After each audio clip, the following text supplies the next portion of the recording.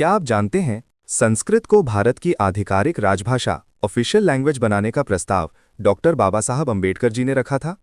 10 सितंबर 1949 को जब संविधान सभा में राजभाषा को लेकर बहस चल रही थी, तब भीमराव रामजी अंबेडकर जी ने संस्कृत को आधिकारिक भाषा बनाने का समर्थन किया था। वे अकेले नहीं थे, उनके साथ उस समय के कई अन्य विद्वान जैसे डॉक्टर के.एन. काटजू और बी.वी. केसकर भी इस विचार के पक्ष में थे। उस समय उत्तर और दक्षिण भारत के बीच हिंदी बनाम अंग्रेजी को लेकर काफी विवाद था। बाबा साहब का मानना था कि संस्कृत एक ऐसी भाषा है जो उत्तर और दक्षिण दोनों के लिए समान रूप से पूजनीय है और इससे किसी भी क्षेत्र को यह महसूस नहीं होगा कि उन पर कोई दूसरी क्षेत्रीय भाषा थोपी गई है। वे मानते थे कि भारत की अधिकांश भाषाओं, चाहे वे इंडो आर्यन हो या द्रविड़, की शब्दावली का मूल आधार संस्कृत ही है। उन्होंने स्वयं संस्कृत सीखी थी और वे जानते थे कि भारत का दर्शन, विज्ञान और कानून की जड़ें इसी भाषा में हैं।